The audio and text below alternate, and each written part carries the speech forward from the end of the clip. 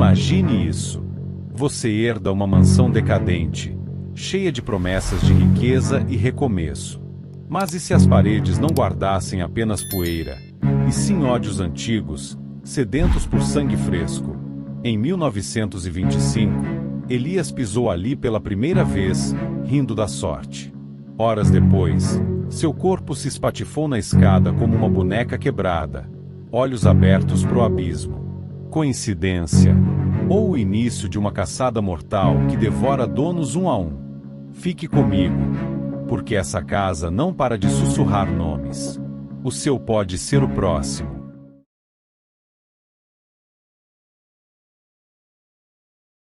A herança esquecida.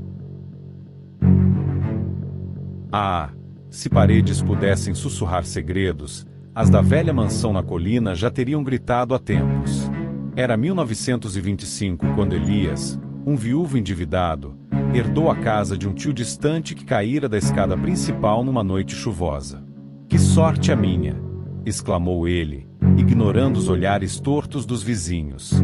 Mas logo as sombras alongadas no saguão pareciam dançar sozinhas, como fantasmas de um baile interrompido. Elias ria das bobagens, até que, numa madrugada gélida, um baque ecoou pela casa. Seu corpo, contorcido no pé da escada, com olhos vidrados fixos no nada. Coincidência? Ou o primeiro sussurro da maldição? A herdeira dele, Clara, mal sabia o que a esperava ao assinar os papéis. Elias chega à cidadezinha encravada entre as serras de Minas Gerais com o sol ainda tímido no horizonte, o chapéu amassado na cabeça e o paletó puído nos ombros. A viagem de trem foi um suplício, solavancos intermináveis, cheiro de carvão queimado misturado ao suor de passageiros que tagarelava sobre secas e plantações minguadas. Ele desceu na estaçãozinha de madeira, arrastando uma mala surrada que continha tudo o que restava de uma vida desfeita. Uma foto desbotada da esposa falecida, uns trocados e dívidas que o banco cobrava com a paciência de um abutre. Herança, hein?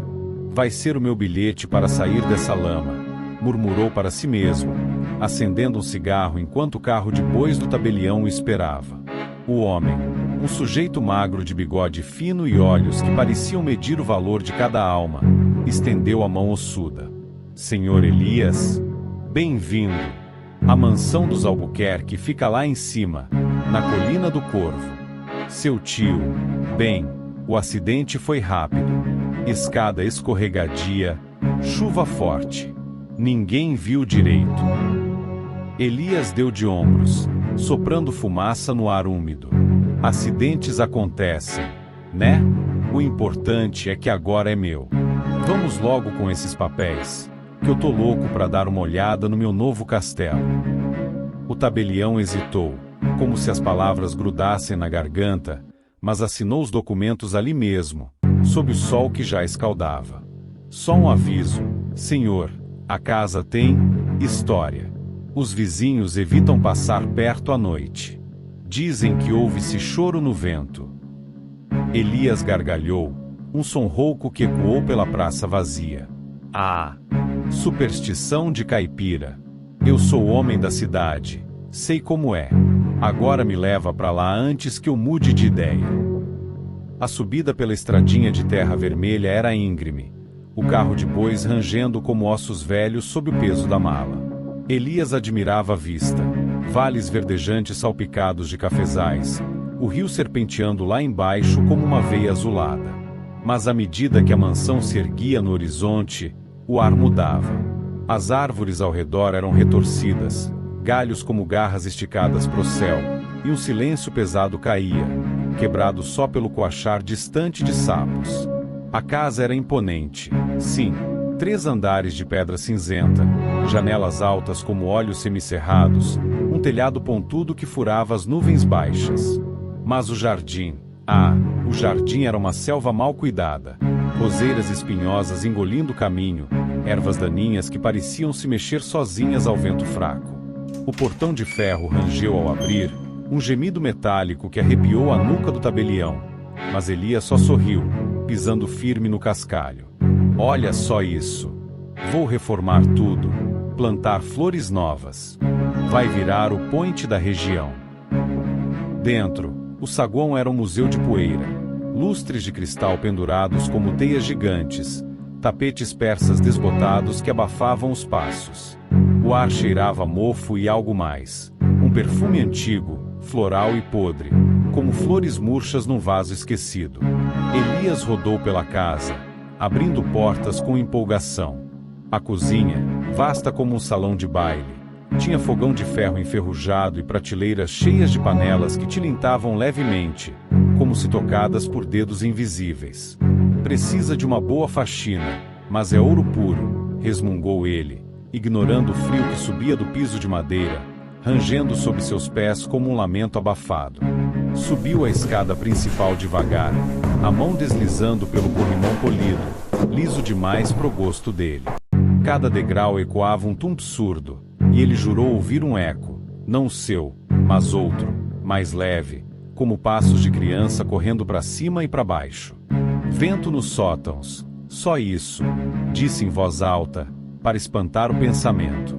No primeiro andar, os quartos eram cavernas de mobília coberta por lençóis brancos, fantasmas imóveis que o fizeram pausar por um segundo. Um espelho oval no corredor refletia sua imagem distorcida, o rosto alongado como num sonho ruim, e por um instante, pareceu que algo se movia atrás dele, uma sombra fugitiva, alta e curva. Ele piscou e sumiu. Cansaço da viagem. Hora de um trago. Naquela noite, a chuva veio como prometida, um tamborilar furioso no telhado, trovões que faziam as janelas tremerem como vidros finos. Elias acendeu uma lareira na sala de estar, o crepitar das lenhas lutando contra o uivo do vento que infiltra pelas frestas. Sentado numa poltrona de couro rachado, folheava um livro antigo achado na estante, um tom de contos de fantasmas, ironia que ele nem notou. O relógio de pêndulo na parede marcava as horas com um tic-tac preguiçoso, mas de repente, acelerou como um coração em pânico. Ele ergueu a cabeça, o copo de uísque parado a meio caminho da boca. Que diabos! As chamas na lareira dançavam mais alto, projetando sombras que se esticavam pelo teto como dedos negros tateando o ar. Foi então que começou. Um sussurro, baixo como folhas secas roçando o chão, vindo do saguão. Elias se levantou, o coração batendo um pouco mais rápido, mas atribuiu ao álcool. Ratos. Deve ser. Amanhã chamo um caçador. Desceu os degraus com cuidado, a lanterna a óleo tremendo na mão, lançando círculos amarelos que mal alcançava as paredes úmidas. O ar estava mais frio ali embaixo, úmido como um túmulo recém-aberto, e o cheiro de terra molhada misturava-se ao perfume podre de antes. Nada. Só o gotejar da chuva pelo telhado furado. Ele riu baixinho, um som forçado que ecoou vazio. Tá bom, casa velha. Você ganhou essa. Vou dormir e amanhã a gente se entende. Mas o sono não veio fácil. Deitado na cama de dossel no quarto principal, com lençóis que fediam a naftalina, Elias virava de um lado pro outro.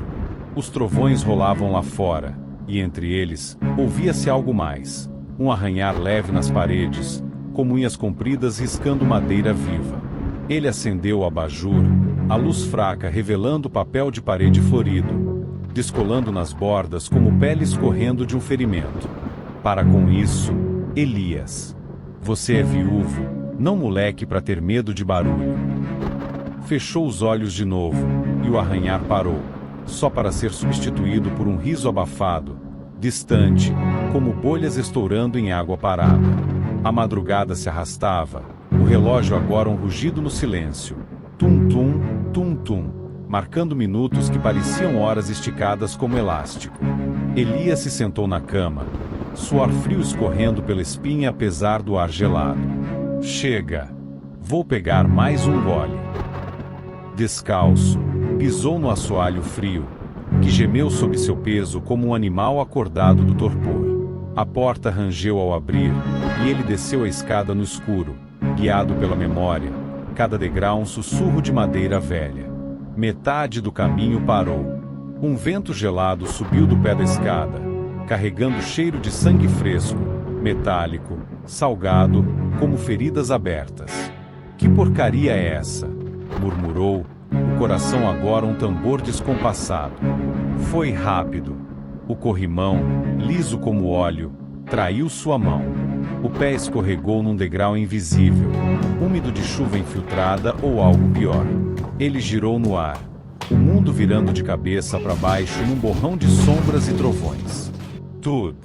O impacto foi um estalo surdo, ossos partindo como gravetos secos, o corpo rolando os últimos degraus numa cascata de dor cega. Elias jazia no pé da escada, o pescoço torcido num ângulo impossível, olhos abertos fixos no teto onde as sombras ainda dançavam, lentas e zombeteiras. O relógio parou no exato instante, o pêndulo congelado como um coração silenciado. Lá fora, a chuva acalmava, deixando o sol gotejar ritmado, como lágrimas de uma casa que acabou de saciar a fome. Dias depois, o enterro foi discreto. Uma meia dúzia de curiosos na beira da cova, o padre resmungando orações em latim que o vento levava embora. Clara, a filha de Elias, chegou de São Paulo num trem noturno, o rosto pálido sob o véu preto, as mãos apertando um lenço amarrotado. Ela mal teve tempo de processar a notícia, o telegrama chegou como um soco no estômago. Pai morto. Acidente. Venha urgente. Agora, parada na colina, via a mansão se erguendo como uma sentinela sombria, as janelas escuras a fixá-la de volta. O advogado, o mesmo tabelião magro, estendeu os papéis. É sua agora, senhorita Clara. Seu pai assinou tudo. Mas, se cuide, a casa tem seus caprichos. Ela assinou sem ler, o olhar perdido na escada que via pela janela aberta, manchada de algo escuro que a chuva não lavava. Vou vender isso o mais rápido possível, pensou, mas uma brisa fria roçou sua nuca, como um convite sussurrado. E se ela ficasse só mais uma noite, para entender o que levou o pai pro abismo?